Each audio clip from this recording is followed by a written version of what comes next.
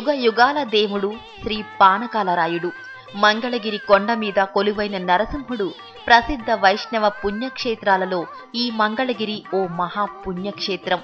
గుంటూరు విజయవాడకి మధ్యలో ఓ పురాతన పుణ్యక్షేత్రం.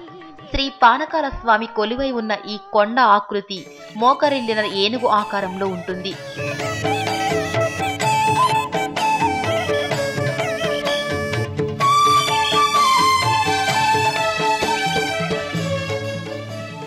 స్వామివారు స్వయంభుగా నిలిచిపోయిన కృతయుగంలో నమూచి అనే రాక్షసుడు బ్రహ్మదేవుని వలన వరాలు పొందాడు.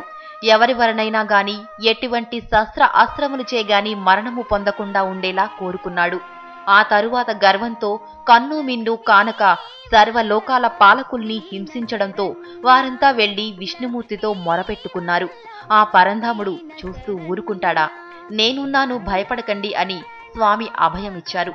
అదే అభయం ఇక్కడ మంగళగిరికి వచ్చే భక్తులకి ఇప్పటికీ ఇస్తూనే ఉన్నాడు.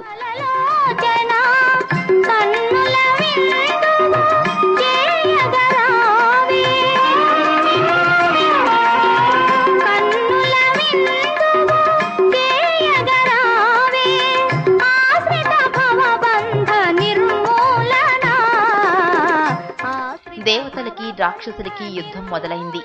మహావిష్ణు ప్రోద్బలంతో దేవేంద్రుడు పాలసముద్రపు నొరగతో ముంచిన సుదర్శన చక్రాన్ని నమూచిపై ప్రయోగించాడు. నమూచి పారిపోతూ తోటాద్రిలోని చీకటి గుహలో దాక్కున్నాడు. వెంటనే మహావిష్ణువు నొరగతో నిండిన సుదర్శన చక్రంలోకి ప్రవేశించి తన నిశ్వాసముచే ఆ దానవుడిని సంహరించాడు. ఇక్కడ తన ఆలయాన్ని సందర్శించే భక్తులలో తాపాన్ని హరిస్తున్నాడు. సుదర్శన చక్రం నుంచి త్రినేత్రములు కలిగిన నరసింహుని రూపంలో ఉగ్రరూపుడైన శ్రీహరి బయటికి వచ్చాడు.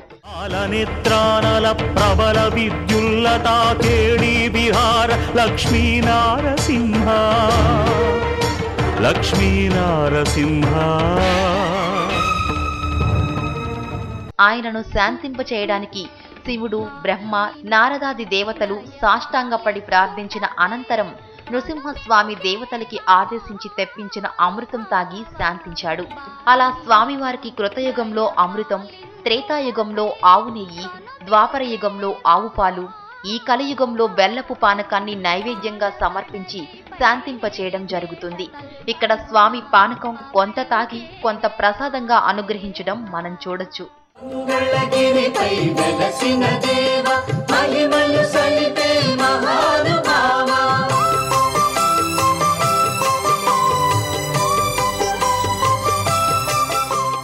ఇది స్వామివారి కొండకు చేరుకోవడానికి మెట్ల మార్గం. ఇవి క్రింద నుంచి ఆలయం పై వరకు 500 మెట్లు ఉంటాయి. ఈ మెట్ల దారిలో శ్రీ ఆంజనేయ స్వామి విగ్రహం కొలువై ఉంటుంది. తూర్పున శ్రీ లక్ష్మీ నరసింహస్వామి గాలిగోపురం 153 అడుగుల ఎత్తు, 49 అడుగుల వెడల్పు, 11 అంతస్తుల గాలిగోపురం ఎంతో కళాత్మకతతో రూపొందించారు.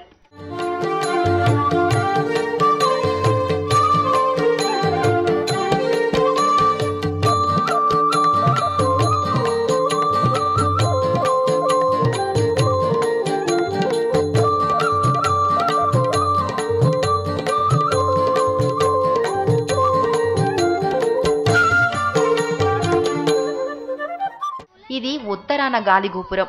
ప్రతి వైకుంఠ ఏకాదశి నాడు శ్రీ లక్ష్మీ నరసింహస్వామి బంగారు గరుడ వాహనంపై ఉత్తర ద్వారాన భక్తులకు దర్శనమిస్తారు. ఇదే శ్రీ పానకాల స్వామివారి సన్నిధి. చుట్టూ పచ్చదనంతో, ఆధ్యాత్మిక వాతావరణంతో తొణికిసలాడుతూ భక్తిభావంతో నిండి ఉంటుంది.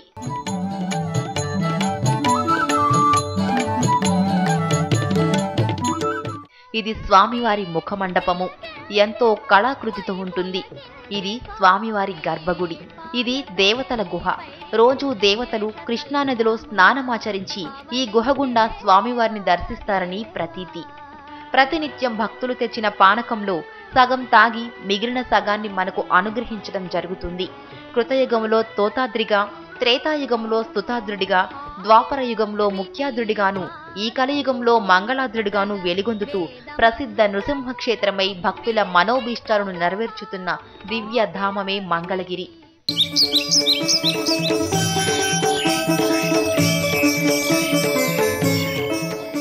సహజంగా తీపి ఉన్న చోట చీమలు చేరడం సహజం. కానీ ఇక్కడ స్వామి నివేదనకు ఎన్ని గుండిగల పానకం తయారు చేసినా ఒక్క చేమైనా మచ్చుక కనపడదు. ఈ మంగళగిరి నృసింహుని మహత్యానికి ఇది ఒక ఆనవాలు.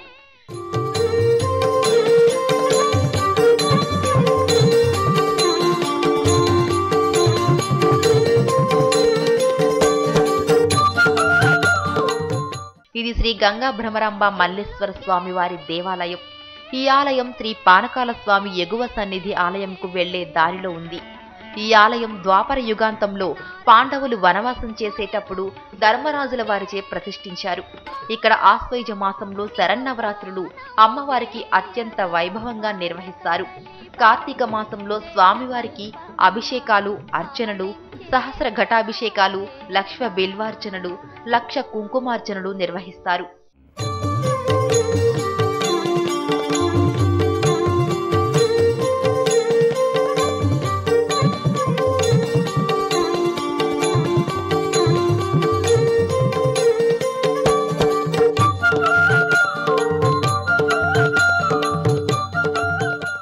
ఇది శ్రీ లక్ష్మీ నరసింహస్వామి దిగువ సన్నిధి. ఈ ఆలయం ద్వాపర యుగంలో పాండవులు అరణ్యవాసం వీడే సమయంలో ఎగువ సన్నిధిలో శ్రీ పానకాల లక్ష్మీ నరసింహస్వామిని దర్శించి అరణ్యవాసం అనంతరం అజ్ఞాతవాసంలోకి వెళుతూ శ్రీ లక్ష్మీ నరసింహస్వామిని శాలిగ్రామ రూపంలో ప్రతిష్ఠించి పూజలు చేశారు. ఇక్కడ స్వామివారి దర్శనానంతరం తర్వాత ఆలయం మూసివేశాక దేవతలు, ఋషులు స్వామిని అర్చించటానికి ఇక్కడికి వస్తారని ప్రతీతి.